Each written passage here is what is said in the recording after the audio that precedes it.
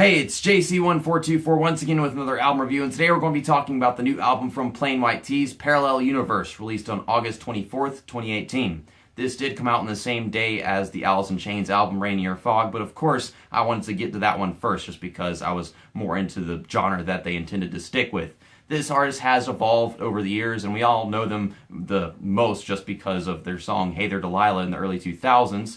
With that in mind, there's another song from the early 2000s that one can be compared to, and that is The Reason by Hoobastank. Hoobastank released an album a few months ago, and they were certainly experimenting their sound. They were changing things up quite a bit. Now, I liked what they were going for a bit more than what Plain White T's is going for on this album, which is a bit more R&B, trap, maybe a little pop rock for the most part, just because that's what they've evolved into over the years. But yeah, there were some songs that I found quite redeemable with this album, but we're about to find out which one I liked more, because it's a bit of a rivalry between Hoobastank and Plain White T's for me right now. This album gets off to a really strong start with lots of bass guitar work, and that is with track 1, Light Up the Room. What gets me really excited when listening to the song is how the percussion and the volume build up in the opening verses that are sung with these beautiful, catchy vocal melodies. And then when you get to the chorus, it's got this Asian instrumentation behind it. And whenever I say Asian, I'm not trying to be racist. I literally mean like the kind of music that you get if you were going to a continent like that. You know, the song Everybody Was Kung Fu Fighting. That kind of instrumentation. That's the best way I can describe it, because I don't know what else to call it. Anyhow, but this song is rather basic in the meaning, but it still does pull it off as an album opener. And he's describing this lady with a dark side that's grabbing his attention. Light up the room, and I see nothing but you.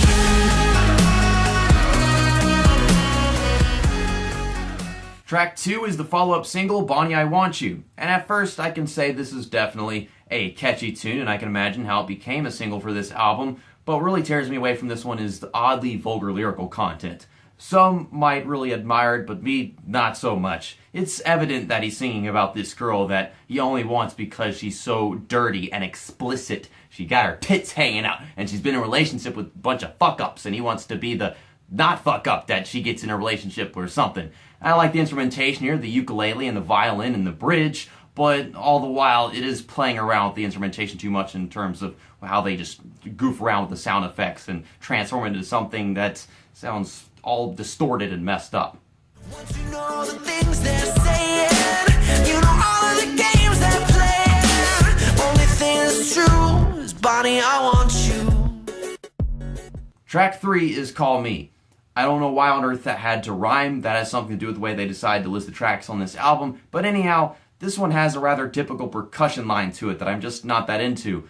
And the reason why is it seems like it was taken right from the trap genre, and I don't have anything against it being synthetic, but at this point, doing that over and over again is kind of tiring for me. To make it even worse, the lyrical content on this track is rather anxious and obsessive for a guy, so at this point, it's kind of gross and pathetic. I know we've had songs like this before from like Carly Rae Jepsen, or maybe that In This Moment cover they did of a song from the 90s, but those were by women singing about a guy that they have a crush on. And this is like a guy that's like freaking 35 or something, and just the thought in my head is just not adding up.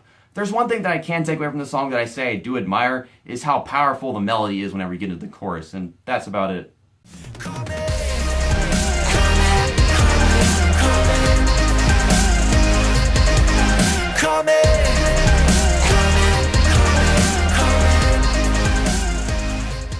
Track 4 is Top of the World. That is a song title that we have all heard so many times over the years. There is no denying that. Even this year, we had Five Finger Death Punch release a song with that title, except that one sucked quite a bit. Very, very mainstream and generic. This one was okay, but still, it could have been so much better. You going through the verses, and it's really starting to build up in sound, and then you get there, and even in the lyrics, he says, 3, 2, 1, I'm about to elevate, and then excessively anticlimactic. The volume decreases. No bass drop. I remember the first time I heard the song, I was like, what the fuck? Nothing even happened. And it does that twice for the second chorus. Same thing. Now, I can say that this last time you go to the chorus in the song, it has a lot more energy. It's quite a bit more powerful. But that one should have been extremely powerful, and that chorus for the final one should have been what they used for the first and second choruses. And with that in mind, this song kind of falls apart for me personally. Like, it really could have been so much better. Despite the cliches of the whole top of the world, full of energy, feel invincible by Skillet thing. Like, you know, so many people do that. This one was rather fine. Now, there's another thing I want to talk about with this song. It's highlighted by this little guitar riff that follows some of the verses, and reminds me of something from the Codename Kids Next Door theme song on Cartoon Network years ago. And that's like the only thing I thought of was like, something clicked in my head and just reminded me of that. I'm on top of the world. So much love, I'm giving it away, giving it away. Track 5 is Bury Me. No, not that one. You know that one is way better than this one too. But this one is a cheesy pop serenade with tons of romantic wordplay. It is very difficult to get into. It's got millennial whoop galore, and then you get to the bridge, it's got these bass beats there, and that doesn't really take me anywhere. For the most part, this song is very based on the analogy of being buried beneath someone's love. It's, yeah, when I was talking about the freaking wordplay thing. And this song, it's not revolutionary whatsoever, it's just rather okay. It ain't no Hey There, Delilah. Bury me, bury me. Lay your loving down upon me. Let it rain down on my body. Bury me. Track 6 is the lead single for this album, Your Body. The first time I heard this song was through the music video, and how I found the music video, I actually went looking up Hey There Delilah because I wanted to get my girlfriend Kayla to listen to it because she was convinced that some other song was so much better. Angel by Theory of a Dead Man, stop better than Hey There Delilah. Well, I was watching the music video and I thought to myself, ew, how old is this guy? It's this misogynistic love song of some sort that's meant to be all cute, but it can't be. It's like literally awful. And I was just turning my head. I was like, this is so weird. I was getting weirded out by watching it and hearing him sing about this girl this way. And at the same time, it's got this bass riff behind it that I've heard in so many songs with the same idea in mind in the past 3 or 4 years on all that top 40 radio that I used to hear at work that I actually no longer hear anymore. They play classic rock at work, so that's cool. Thank you for that. But this song, it's like too much of that body like a back road bullshit. I prefer that song over this one, to be honest. I don't know nobody like I know your body. Every shape, every curve, every twist and every turn. Track 7 on this album is titled Sick of Love. I don't know how on earth we went from a song about how much he loves this woman's body and how much he loves this woman and how much he misses this woman to a song about how much he just randomly hates being in relationships to begin with. It's like one of them freaking bipolar Taylor Swift albums at this point. I don't know what else to tell you, but that's beside the point. Let's just talk about this song alone. I love the bass and the freaking keyboard in the background as it builds up and gets to the freaking chorus, and everything is fine up until that point where the pitch shifted vocals come in, and it's just so annoying. It really does make my ears ring. My heart needs replacing, it can't feel a thing anymore. I'm so sick of love. So sick of love. We've reached the halfway point on this album with track 8, No Imitations. This one is by far my favorite song on the entire album. It is the only one that I could actually consider a 10 out of 10 in terms of satisfaction.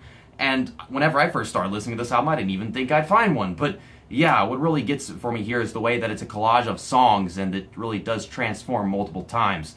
First off, it's very progressive, and then you get to this acoustic, calm section that is all romantic. And then it builds up for that chorus, which is just so epic. It's got these synth beats and the vocal bass distortion in the background, and then it's really spiced up whenever you get to this fine post-chorus riff. No, I don't want nobody else. No, I don't want nobody. No, I don't want nobody else.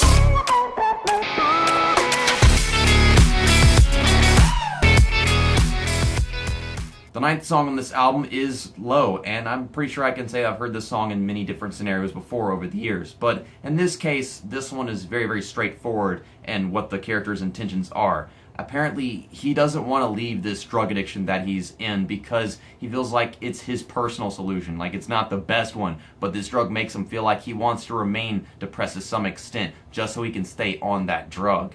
and I've heard of this before in movies, TV shows, and stories over the years, but this one does stand out to me a little bit with what it's going for. It does feel like it has a lot of potential in terms of the way it stacks stuff on the soundboard, but eventually it does get a bit too far with all the trippiness there is to it.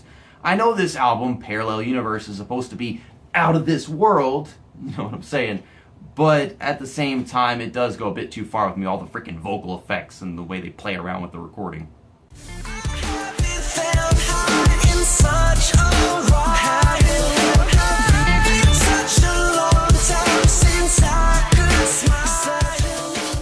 Track number 10 is Lying About Me and You. This song's keyboard and percussion really established themselves very well with lots of progression, and overall the musicality here is just fantastic. This is a song about a fake relationship that a couple pretends to have, and I feel like I've heard a song like this before. I think it's The Truth Is I Lied About Everything by Theory of a Dead Man. That is probably the best idea that I could come up with. And I think I like that song a little bit more just because this one tends to have lyrical content that comes off a bit cheap and weak more often than not. Spend the rest of my life lying about me and you. Can't wait anymore. The 11th song on the album is certainly a standout track for me personally, and that is I Should Be Dead Right Now. This is my second favorite song on the record just because it sounds like it's written by 3 Days Grace, except it came out of a spaceship. Like, imagine if 3 Days Grace and Starset, an artist that is only good at making singles, came together and then they did the goody goody and then they got wham, this hard rocking track that if it's not hard rocking for you enough, all you gotta do is imagine Adam Gontier or Matt Walsh singing the chorus and the verses, and then just imagine that this sound effects in the background is actually guitar. And it's got that basic emo lyricism to it as well. It's all about this character who wants to go out and have the nightlife despite all the risks that he could be putting on his life at the same time. He feels like he should be dead because of the nonsense that he's doing out there. Sunlight burning my eyes. How the fuck am I still alive? That I should be dead right now. Next up is the 12th song on the album, which is a kinky track about heartbreak titled Lips. First things first, this song is way too slow. And the reason why I say that is because upon listening to it for the first couple of times, I thought to myself, this sounds like it could have been made by Fall Out Boy. But what really makes that impossible is the fact that it's just not fast enough. And of course, I was listening on YouTube. So I went to the speed thingy, I put on 1.25 times or whatever, and I was like, whoa, this song is stereotypically like 5 different Fall Out Boy songs in one. Just like the sound that it had whenever I put it at that speed, pretty much. But at the same time, what really gets me off put here is how much of a hit and miss it is on and off in terms of musical presentation. It's like they're trying so hard to be both emotional and mainstream. And anytime they try to make it so mainstream, it just really doesn't get there. It kind of turns me away a bit. What I wouldn't give to feel those lips again, feel them on my skin again. Why aren't you here with me now? Getting nearer to the end, let's talk about track 13, No Tears. No, Ozzy, I'm not talking about you, obviously. For the first few seconds of this track, I'm asking myself, is this going to be good? And then, nope, detour, steer clear of the situation, road work ahead.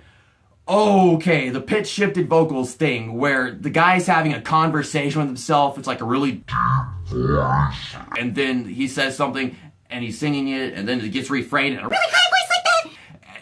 I can't do that. It's not sophisticated too much for me. It's so awkward. That's not my thing. I can't do this. This is my least favorite track on the album. Maybe tying with the lead single, Your Body. But yeah, that just throws me off completely right here. And at the same time, this one is meant to be this romantic alternative to Hush Little Baby, Don't Say a Word, Mama's Gonna Buy You a Mockingbird. We all know the nursery rhyme. And even that makes it more annoying because I feel like there were some other artists that did the same thing. They had a song called Rockabye that I hear on the radio all the time. And I would pick that one over this one. But this, with all them effects, I can't do that at all. It's over. I swear this time It's gotta be over. my reflection is crystal clear through the cracks of this broken mirror. The 14th and final song on this album is End of the World, and I've got to say that this one has a very interesting set of lyrics to it.